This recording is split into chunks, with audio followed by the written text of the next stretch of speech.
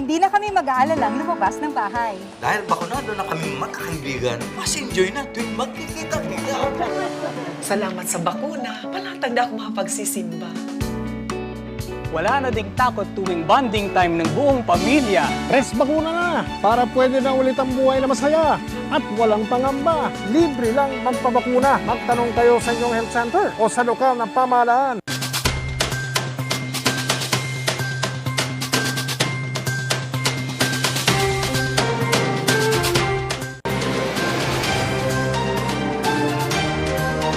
Narito na ang mga nagpapagang balita.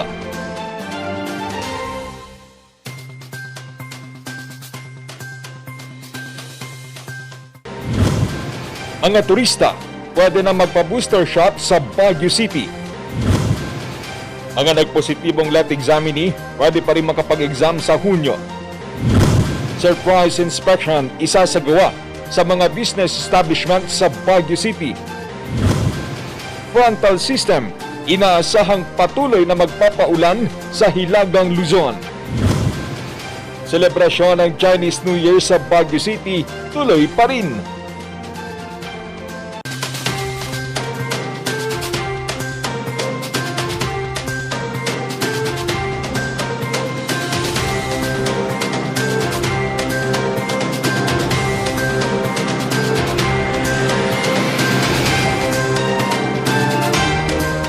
Live from the studio of RNG Luzon, this is Luzon Headlines.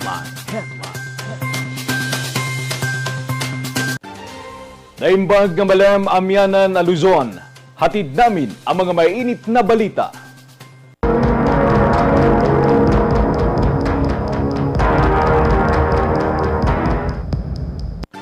Binuksan na ng pamahalang lungsod ang booster vaccination para sa mga turista sa Baguio City. Magbabalita, Charles Limon. Maliban sa pamamasyal, nagpa-booster shot na rin sa Baguio si Remy. Sakto kasi nasa Baguio tapos nadaanan po namin yesterday. Kaya ayun po, dito na po nagpabakuna. Kasi sa Tarlac City po kasi medyo mahahaba yung mga pila tsaka mahirap magpa-schedule. So, I took the chance na po kaya dito ako nagpa-vaccine. Kasi wala naman pong pila dito. Isa lang si Remy sa mga turistang nabigyan ng booster shot ng COVID-19 sa Baguio. Binuksan na kasi ng pamahalang lungsod ang booster vaccination sa mga turista. We still have a lot of available shots or vaccines here in Baguio City, so we might as well offer it to outsiders na din. No? All they need to do also is to register din to sa ating website na bakuna.baguio.gov.ph because records of vaccines are being reported nationally. So we need to know who these tourists are who are availing of this booster shot, and then they will just need to bring their ID for identification and their certificate or vaccination card. Pwedeng dumiretso ang mga turistang magpapabakuna sa mga vaccination sites basta't nakapag-register sa vaccination website ng lungsod kasama ang vaccination certificate ng first at second dose. We might expect another surge in tourist arrivals starting this week or this weekend because alert level 2 na ang NCR2. That will mean tourists coming from alert level 2 areas will not have to undergo a test or will not have to present a negative test result. So we will revert back to our original requirement. They just have to be fully vaccinated. 10,000 tourism workers na ng lungsod ang nabakunahan. Nakapako pa rin sa 4,000 ang limit ng mga turistang papapasukin sa lungsod. Nag-aaralan pa kung itutuloy ang ilang tourism activities sa lungsod kagaya ng panagbanga. Charles Nicolimon para sa Luzon Headlines. Papayagan pa rin makapag-exam sa darating na Hunyo ang mga Baguio Let examinee na nagpositibo sa COVID-19. Ang buong detalye sa report ni Randy Guzman. Tuloy ngayong araw ang pagsusulit para sa mga guro o licensure examination for teachers. Pero ilan sa kanila hindi nakadalo dahil nagpositibo sa COVID-19. Dito kasi sa Baguio, hindi ni-require ng regional IATF. Yung regular testing nila na RT-PCR test, which is being done naman yun 2 to 3 days before the exam, di ba? So, ang nangyari, we can't account because they did not report to the testing venue. Automatic na absent kasi sila eh. Once they know na positive sila, hindi na sila pupunta sa testing venue. Papayagan pa rin naman silang kunin ang eksaminasyon sa darating na Hunyo basta't makapagpresenta ng patunay.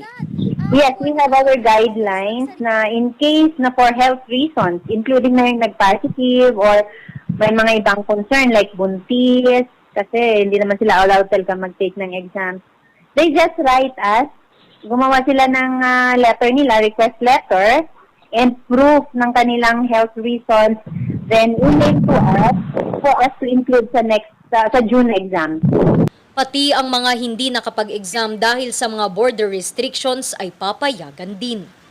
Lahat ng hindi makakapagpasa ng sulat at katibayan kung bakit hindi nakadalo ay hindi papayagang makapag-exam sa Hunyo. Randy Guzman para sa Luzon Headlines. Dahil extended ang pagsasailalim sa Baguio City sa Alert Level 3, ipagpapatuloy ng pamahalang lungsod ang biglang inspeksyon sa mga establishmento. Magbabalita, Jade Abeladora. Ngayong araw sana matatapos ang pagsailalim ng Baguio City sa Alert Level 3. Pero dahil hindi pa gaanong bumubuti ang lagay ng mga kaso ng COVID-19 sa lungsod, extended ito mula February 1 hanggang February 15, 2022.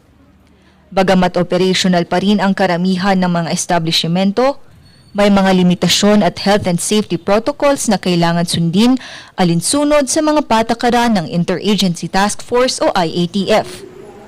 Para matiyak na nasusunod ang mga ito, nagsasagawa ang pamahalaang panglungsod ng Baguio ng mga unannounced inspection sa tulong ng City Permits and Licensing Division. Yung mga team natin, yung mga inspectors natin, inikot po sila. And then, pinipicturean nila yung mga, especially restaurants, gano'n, na kung talagang nagpo-comply sila sa mga social distancing, 30%, 50%, gano'n pa. As of yung first na na-declare tayong level 3, nung mataas na yung cases natin, at second week of January, umikot po ang team natin, at least mga 50 establishments were inspected, and then wala namang violation. All were compliant. Ang ginagawa ng city local naman natin, yung LGU natin is from time to time, may mga inspection sila, especially sa mga business establishments. Unannounced ang ginagawa so that at least to make sure that we are following the minimum health standards. Ilan sa mga sinusuri ay mga restaurant, accommodation establishment, salons at anumang lugar na madalas pinupuntahan ng publiko. Ang mga establishmentong lalabag sa minimum health standards at protocols ay papatawan ng multa at maaaring matanggalan ng safety seal certification o mahinto ang operasyon. May mga specific violations, sample po yung sa social distancing.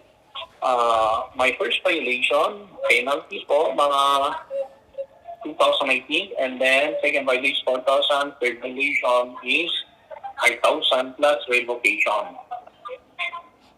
Revocation is and if not, suspension of business operation for a period of 15 days, and then they will undergo briefing on minimum protocols. Ganun po. Sa kasalukuyan, aabot na sa 50 establishmento sa lungsod ang nasuri. Wala namang napatunayang lumabag. Jade Abelador para sa Luzon Headlines.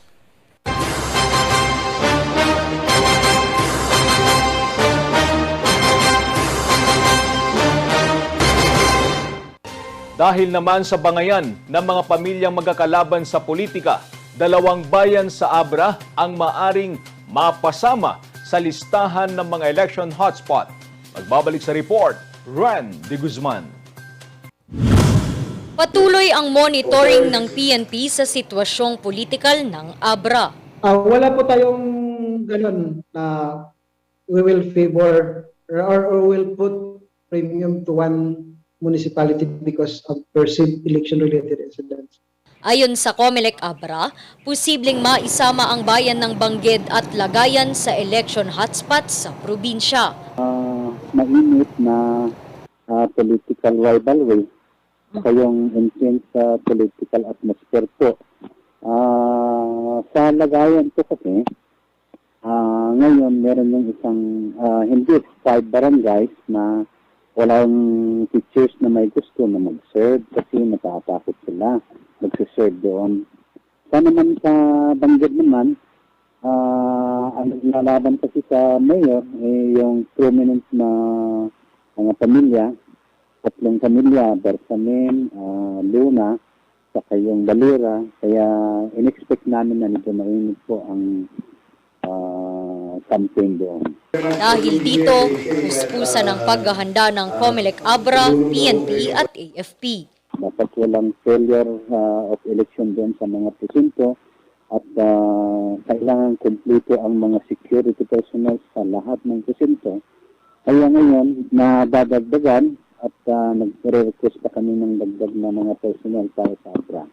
Inoobserbahan pa ang ibang bayan ng Abra bago ilabas ang pinal na listahan ng mga mapapasama sa election hotspot. Ren de Guzman para sa Luzon Headlines. Frontal system, inaasahang patuloy na magpapaulan sa Hilagang Luzon. Yan at iba pang balita. Abangan!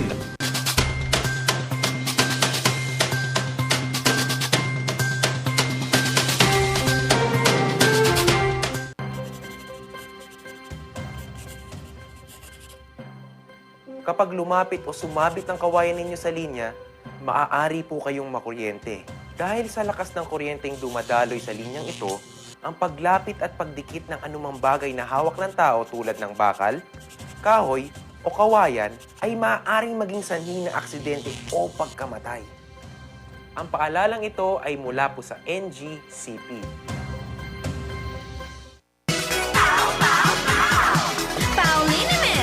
Masakit ba ang likod, ang kasu-kasuan? Namimitik o masakit ang iyong kalamnan? May rayuma, arthritis o nahihilo? May stiff neck, flatulence o masakit ang ulo? Sa Pauliniment, yung haway, garantisado. Pauliniment, isang pahid ka lang. Dahil walang out sa Pau! Hear the music of our hearts. Let all music take you there. The star will take you everywhere. Bringing music closer to your heart. The star will take you there.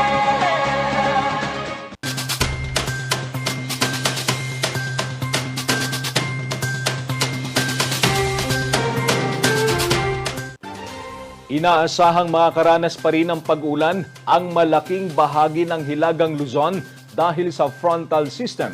Nagbabalita, Charles Limon. Masungit ang panahon nitong weekend, pero kanina umaliwalas na.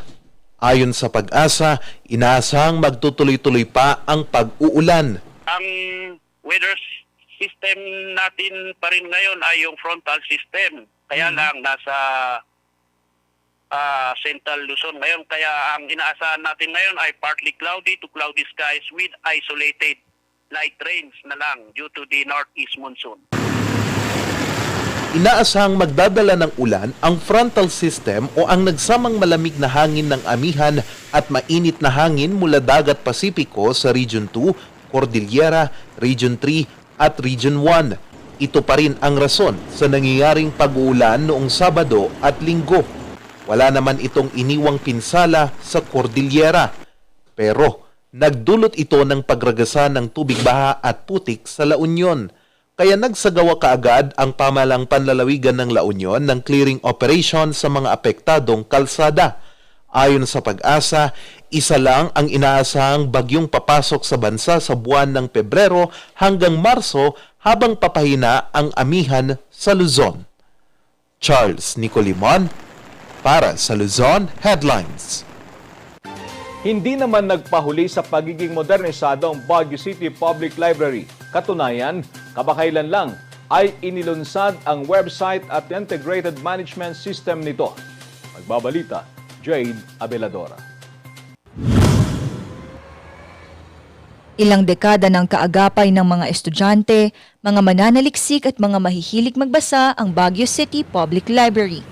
Hindi naman nagpahuli sa pagiging modernisado ang Baguio Library matapos mailunsad ang website at integrated management system nito. So since this is a public library, no?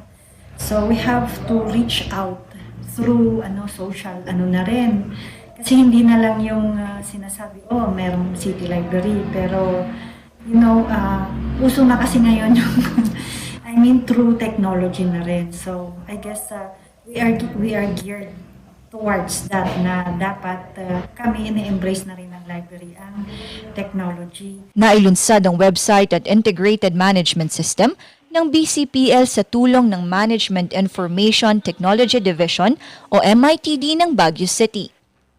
Kung dati ay kinakailangan pang pumunta sa mismong library para hanapin ang gustong basahin o hiramin na libro, ngayon ilang pindot na lang ang kailangan.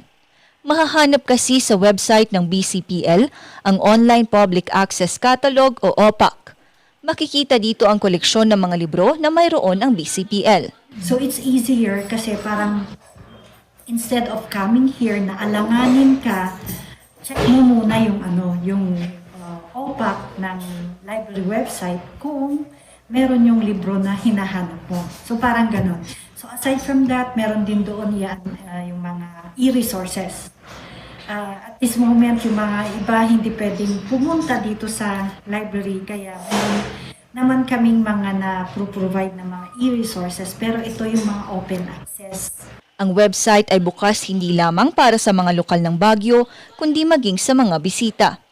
Maliban sa bagong lunsad at mas pinabuting website ng BCPL, mayroon ding mga aktibidad na inihahanda. For this time, may 3 kaming pa-contest. First na bukas pa sa February pa namin ilo-launch. Ipo-post namin sa aming Facebook page and then sa aming library website yung Panagbenga Digital Poster Contest Making. And logo contest din, pero that will be for March, pero na-launch na namin. And for Women's Month. Sa kasalukuyan, sa buong bansa ay may 32 public library na may free public access website.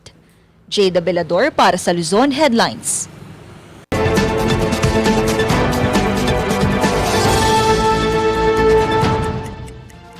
Nung isang araw, lumabas ang COMELEC Commissioner Guanzon at pinahayag niya na she is voting for the disqualification of candidate Marcos based on the petitions pending before the First Division ng ating COMELEC.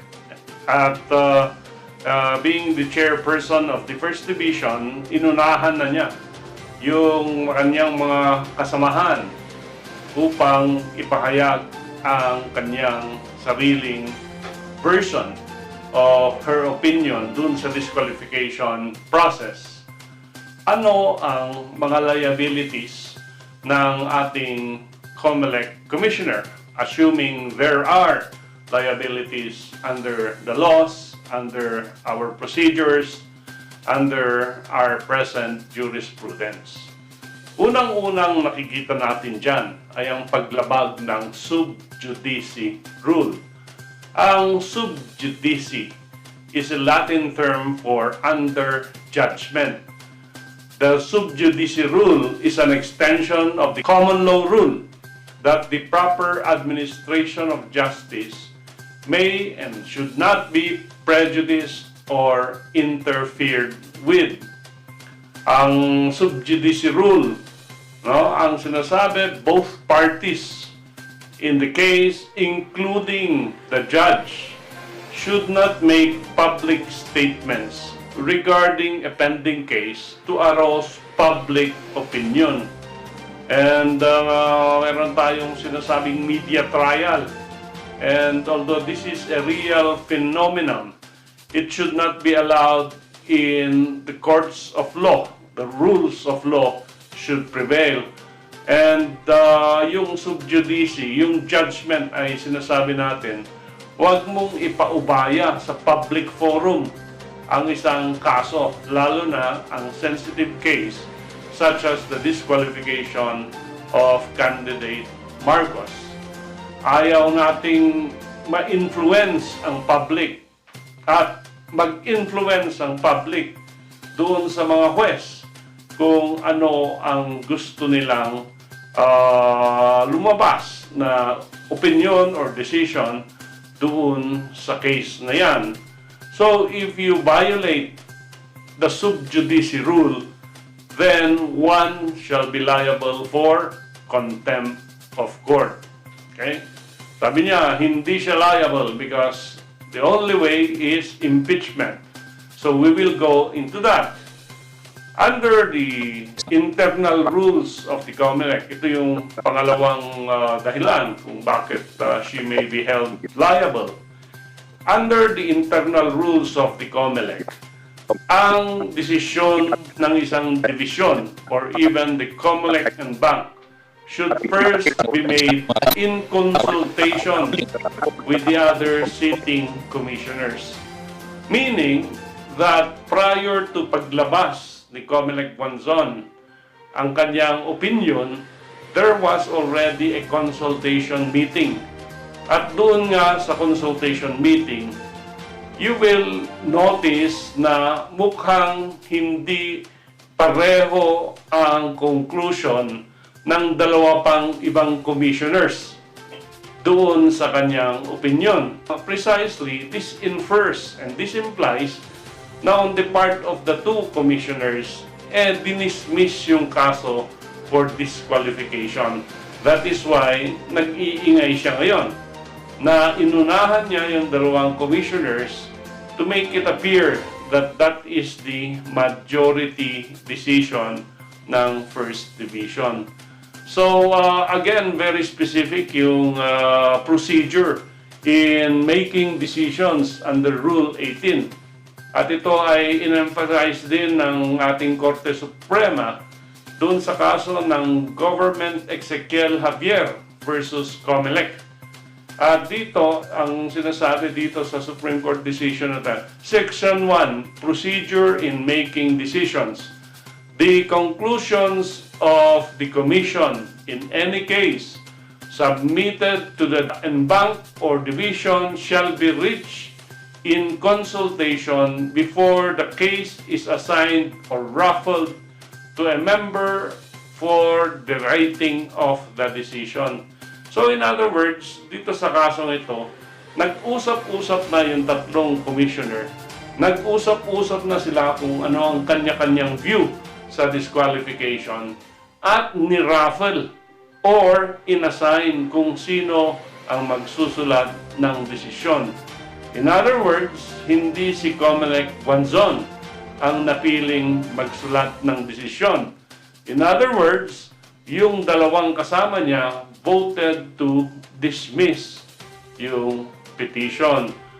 Nowhere in the COMELEC rules does it say that you should decide yung petition within how many days from the time of filing. Kasi ini-insist ni Commissioner Guanzon na dapat by January 17 lumabas na yung decision na yan. Pero wala po sa rules ng ating COMELEC na dapat within a period dapat madesisyonan yan. In fact, doon sa Section 14, Article 8 of the Constitution, ang Supreme Court may 24 months to decide a pending case.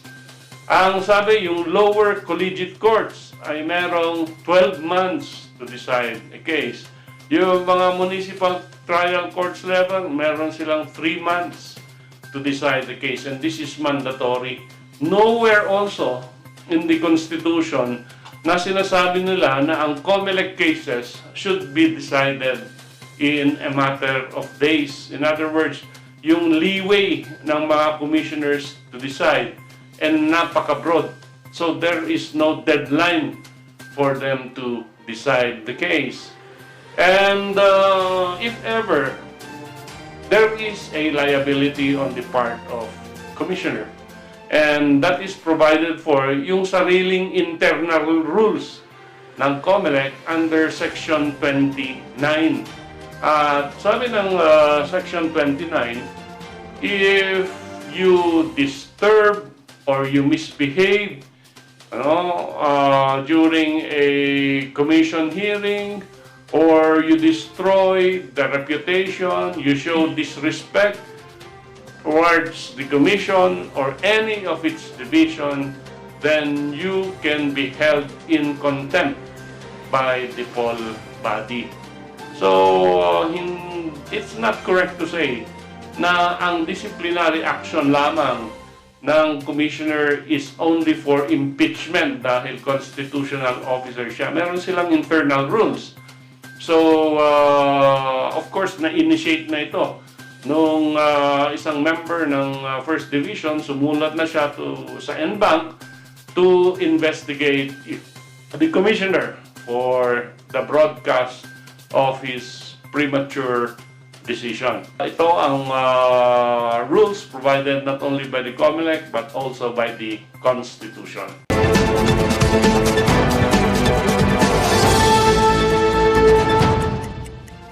Ang bahaging ito ay hatid sa inyo ng Pines Estate and Gaming Corporation. Susunod, selebrasyon ng Chinese New Year, isasagawa online.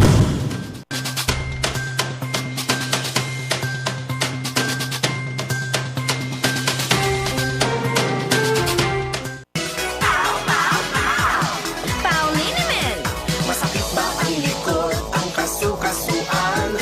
Namimitig o masakit ang iyong kalamnan? May rayuma, arthritis o nahihilo? May stiff neck, flatulence o masakit ang ulo?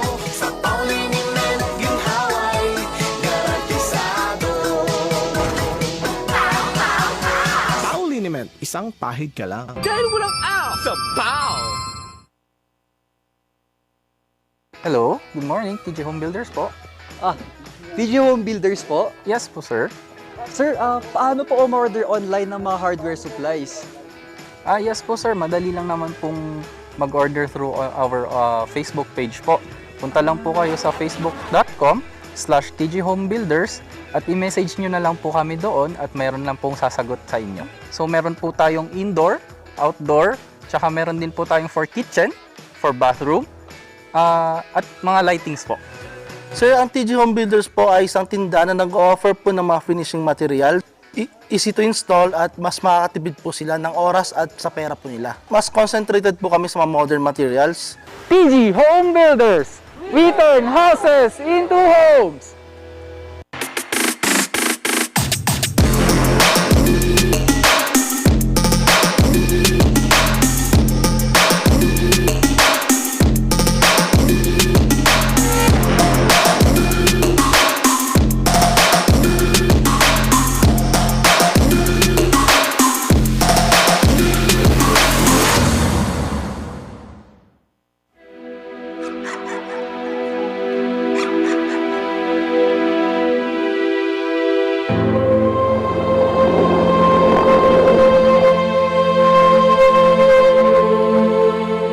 Idol kita, gusto ko maging katulad mo paglaki ko. Ang mga pangarap mo, kayang-kaya nating tuparin dahil lahat na ginagawa natin ay para sa mga kabataang katulad mo.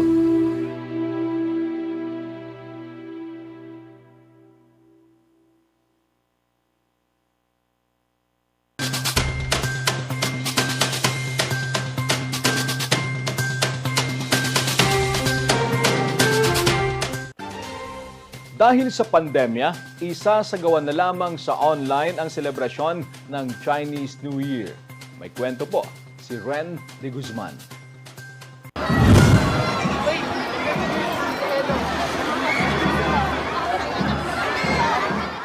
Dahil sa pandemya, naunsyami ang pinakaaabangang aktibidad sa selebrasyon ng Chinese New Year. Sa halip, magkakaroon na lamang ng selebrasyon online. Ngunit sa sitwasyon ngayon, hindihan natin, mas importante ay safety at health ng ating mga kababayan. Kaya minarapat po ng ating Filipino-Chinese Executive Committee na i-celebrate muna ang ating celebration sa taong ito via online. Sa online celebration, magkakaroon ng pagtatanghal mula sa Bell Church Athletic Club, pag-uusapan ang kasaysayan ng Baguio Patriotic High School at highlight ng inspirational talk ng dalawang matagumpay na Chinese businessman.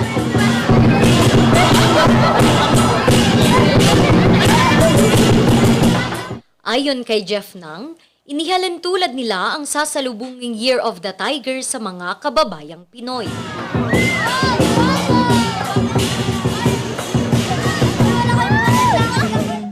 Pilipino in general ay mga taong kayang malampasan ang anumang pagsubok. At nakikita naman natin to on how we try to survive this pandemic. At kung katapangan lang ang pinag-uusapan, sa tingin ko yung mga frontliners natin nandun na ang kanilang katapangan simula pa ng pandemyang ito. So as we get to celebrate yung Year of the Tiger, hina-highlight dito yung katapangan ng ating mga kababayan, ang ating kalakasan, ang strength na willingness to move forward kahit anuman ang ating pagsubok na hinaharap at hindi tayo nagpapatinag at hindi tayo nagpapatalo. So, mapapanood ang premiere launching ng Spring Festival Celebration mamayang alas 8 ng gabi sa Facebook page ng Association of Baguio Chinese People Youth Group. Randy Guzman para sa Luzon Headlines. At yan ang mga balitang nakalap ngayong araw. Maraming salamat at muli, magandang gabi po sa ating lahat.